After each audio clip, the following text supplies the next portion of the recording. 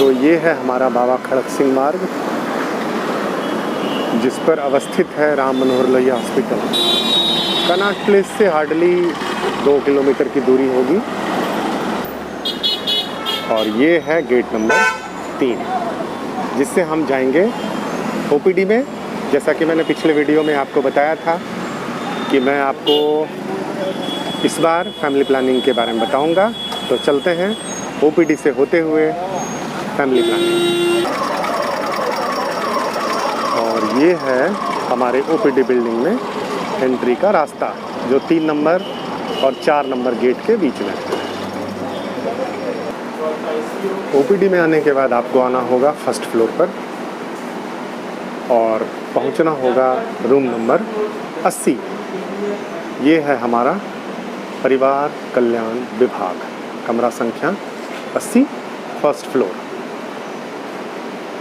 कुछ पोस्टर लगे हैं, तो चलते हैं अंदर। और ये वीडियो होने वाला है इंफॉर्मेटिव। इसमें मैं आपको हॉस्पिटल के कई सारे डिपार्टमेंट और यहाँ मिलने वाली सुविधाओं के बारे में बताऊँगा। तो पूरे वीडियो को देखिएगा, ताकि कभी आपको आरएमएल हॉस्पिटल आना पड़े तो आपके पास इतनी इन्फॉर्मेशन हो कि आपको परेशानी न हो। हमारे फैमिली प्लानिंग डिपार्टमेंट की पहचान रूम नंबर 80 से है। आपको पहुंचना हो यहाँ पर तो आप किसी से भी रूम नंबर 80 पूछिए, वो आपको बता देंगे। वैसे यहाँ पे रूम नंबर 78, 79, 80 और 81 4 कमरे हैं। फैमिली प्लानिंग की स्लिप किसी भी तरह की, चाहे वो फीमेल की हो या एनएसबी के लिए हो, यहीं पर इसी काउंटर पे बनाई जाती है, ताकि आपको कहीं बाहर लाइन में ना लगना पड़े। अगर फैमिली प्लानिंग से रिलेटेड आपको कोई भी सर्विस लेनी है तो हमारे ओपीडी की लंबी लंबी लाइन में आपको लगने की ज़रूरत नहीं है। आपको यहीं पर ओपीडी स्लिप प्रिंट होकर मिलेगा। इस डिस्प्ले में फैमिली प्लानिंग में होने वाले ऑपरेशन और बेनिफिट के बारे में बताया गया है। ये देखिए किस तरह के कंपनसेशन, आप अगर वेसेक्टमी करवा रहे हैं तो आपको सरकार द्वारा जो आर्थिक लाभ दिया जाता है वो क्या मिलेगा। अगर डुबेक्टमी हो रहा है, फीमेल का ऑपरेशन हो रहा है, तो उसका कितना बेनिफिट मिलेगा, ये सारी जानकारी यहाँ पर दी गई है। इसमें देखिए फीमेल स्टरलाइजेशन में क्या क्या प्रोसेस होता है, कैसे आएंगे आप, आपको क्या सावधानी रखनी है, क्या करनी है, क्या प्रक्रिया है, पूरी जानकारी यहाँ पर आपको डिस्प्ले में मिलेगा। इसके साथ फैमिली प्लानिंग के कई तरह के उपाय हैं। इसमें से कोई भी उपाय अगर अपनाया जाए तो परिवार नियोजन का लाभ लिया जा सकता है और अनवांटेड प्रेगनेंसी से बचा जा सकता है।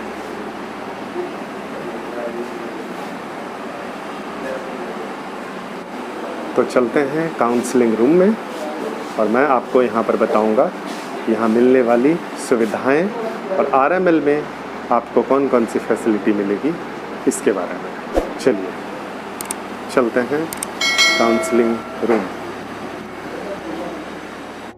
तो जैसा कि मैंने कहा कि ये वीडियो इन्फॉर्मेटिव होने वाला है। पूरे वीडियो को देखिए, आपको आरएमएल के बारे में और भी कई सारी जानकारी मिलेगी। पिछले वीडियो में टूर के बाद हम आ चुके हैं फैमिली प्लानिंग और आप बैठे हैं काउंसलर रूम में।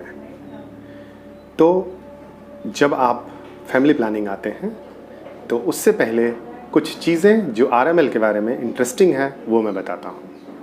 ये हॉस्पिटल हेरिटेज हॉस्पिटल है। इसकी जो नर्सिंग होम की बिल्डिंग है वो अंग्रेज़ों के टाइम की बनी हुई है और अंग्रेज़ों ने अपने परिवार और अपने एम्प्लॉय के लिए ये हॉस्पिटल बनवाया था। 54 बेड से शुरू किया गया हॉस्पिटल आज 1200 से ज़्यादा बेड का हॉस्पिटल है।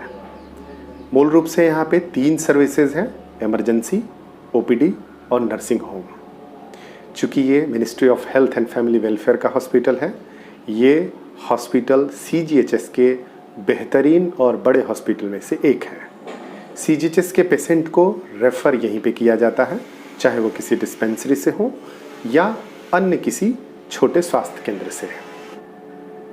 राम मनोहर लोहिया हॉस्पिटल न केवल वीआईपी हॉस्पिटल है, बल्कि यहाँ पर आम पब्लिक के लिए भी कई सारी सुविधाएं उपलब्ध हैं। सीजीएचएस कार्ड होल्डर को नर्सिंग होम आसानी से मिलता है और सीजीएचएस कार्ड उनके पास होता है जो होते हैं भारत सरकार के कर्मचारी।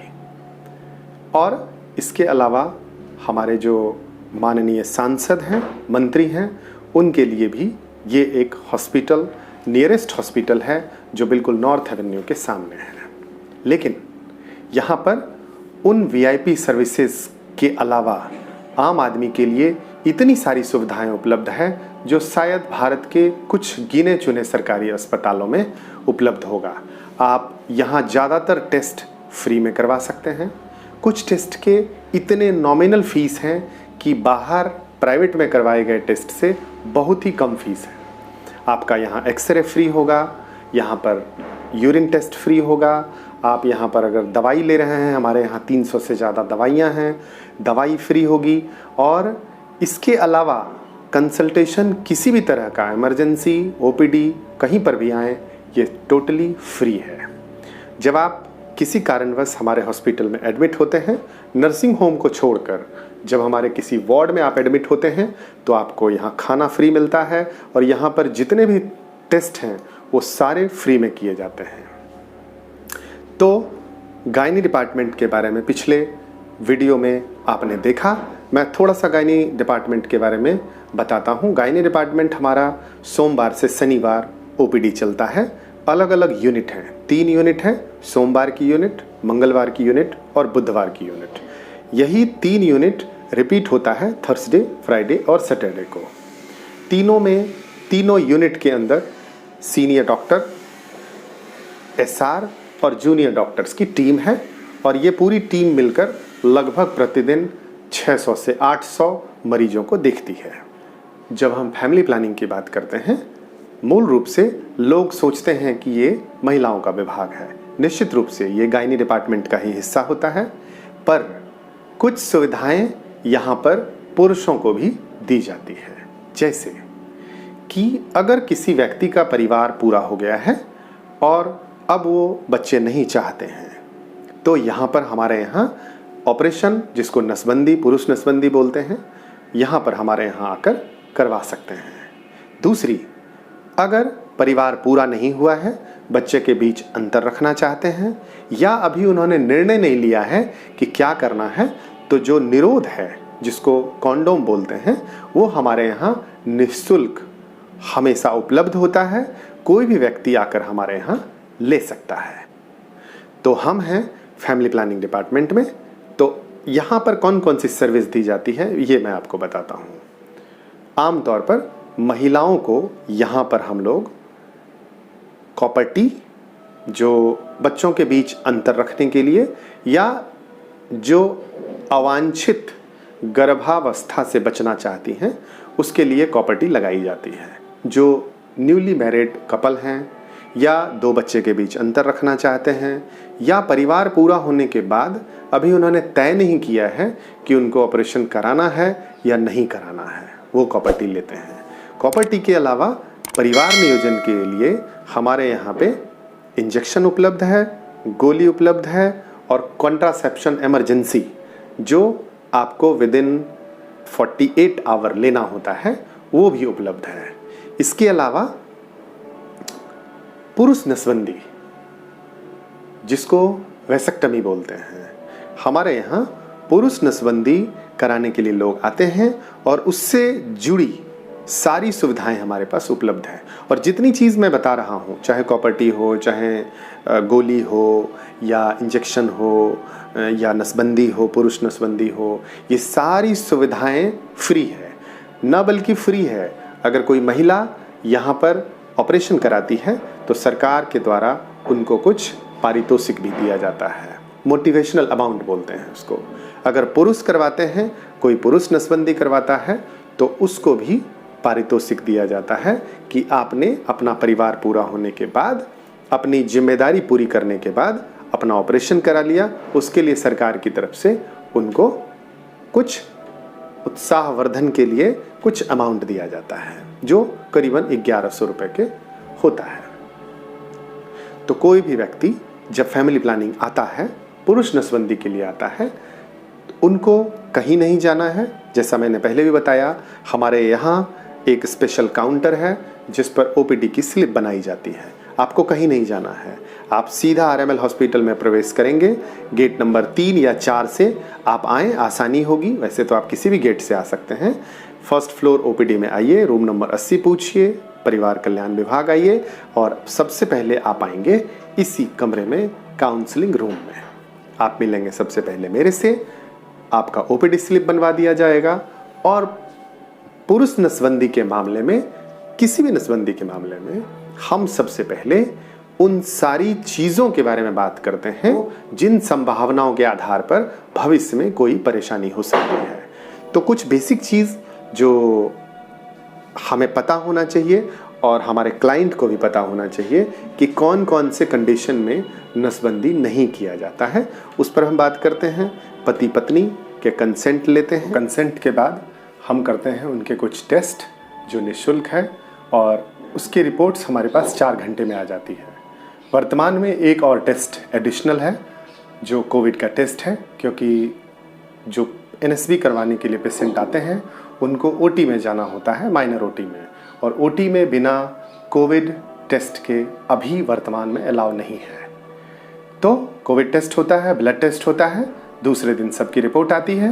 क्लाइंट 72 घंटे के अंदर कभी भी हमारे पास आता है, आराम से खा पी कर, और उनको हम मुश्किल से आधे से 1 घंटे में एनएसबी करके फ्री कर देते हैं। एनएसबी हमारे सर्जरी डिपार्टमेंट के एक्सपर्ट डॉक्टर करते हैं और उनको निःशुल्क दवाइयाँ यहाँ से दी जाती है। तो ये पूरी प्रक्रिया है। एक बार पुनः उनको 3 महीने बाद हम बुलाते हैं और उनके एक सीमेन टेस्ट के बाद उनको हम सर्टिफिकेट देते हैं जो इस बात का इंश्योरेंस होता है कि भविष्य में अगर किसी कारणवश ये ऑपरेशन फेल होता है तो सरकार के द्वारा फेल होने के कंडीशन में उनको कुछ कंपनसेशन दिया जाएगा। तो ये पूरी प्रक्रिया है एनएसबी की, फैमिली प्लानिंग में पुरुष नसबंदी की। ये वीडियो कैसा लगा आप कमेंट करके मेरे से सवाल ज़रूर पूछिएगा। ये तो मैंने फैमिली प्लानिंग के बारे में बताया, लेकिन अगर आप आरएमएल के किसी अन्य डिपार्टमेंट के बारे में भी कुछ जानना चाहते हैं, वहाँ के फंक्शन, वहाँ की फैसिलिटी के बारे में, तो कमेंट कीजिए, ज़रूर कमेंट कीजिए और मेरे से पूछिए। मैं आपके कमेंट का जवाब ज़रूर दूंगा। वीडियो अच्छा लगे तो शेयर कर दीजिएगा, सब्सक्राइब कर लीजिएगा तो और मज़ा आएगा। नेक्स्ट वीडियो में मिलते हैं और अब मैं आपको ले चलूँगा अगले वीडियो में आरएमएल के ही एक दूसरे डिपार्टमेंट में। मिलते हैं नेक्स्ट वीडियो में। आप सबों का बहुत बहुत धन्यवाद।